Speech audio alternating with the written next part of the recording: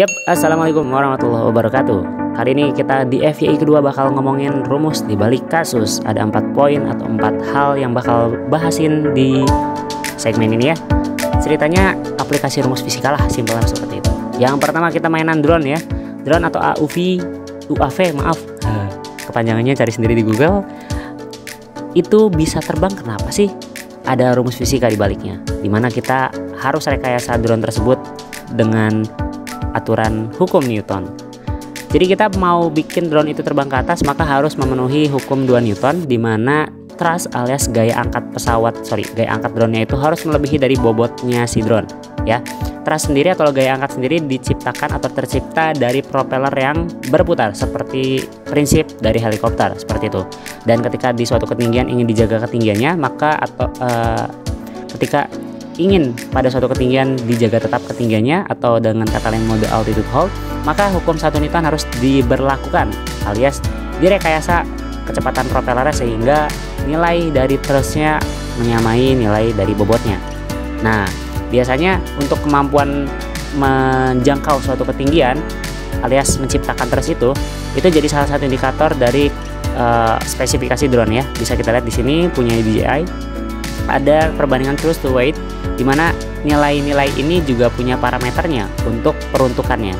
Misalkan untuk di indoor, untuk menghadapi angin yang sifatnya ringan atau yang berat kencang gitu, atau untuk akrobat dan balapan, itu ada thrust to weight yang harus dimiliki oleh si drone. Masing-masing merek atau varian akan punya perbedaan tergantung dengan spesifikasi yang lebih detail.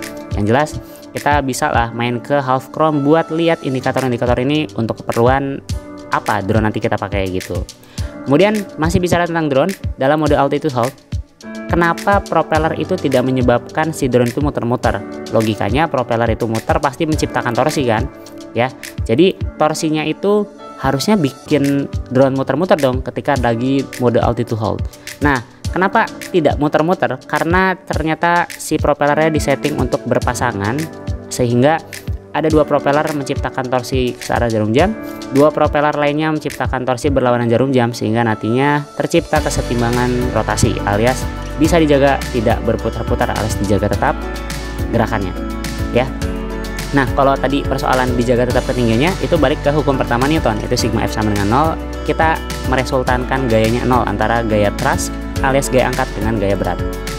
Masih terakhir ngomongin drone, kenapa sih drone bisa maju? Nah, ini juga akibat rekayasa si propellernya ya, dimana propeller yang pasangan tertentu itu direkayasa kecepatannya berbeda dengan pasangan propeller yang satunya, sehingga nanti ada perbedaan momentum sudut, dimana momentum sudut itu merupakan efek dari adanya kecepatan sudut si propeller. Dan perbedaan kecepatan sudut ini menciptakan momentum sudut yang berbeda, sehingga nanti tercipta gerakan ke suatu arah seperti itu. Yuk ngomongin hal yang kedua yang gak kalah keren dari drone adalah crane ya gitu, dimana kita bakal bisa terapin konsep kesetimbangan dan torsi dalam kasus-kasus crane ya.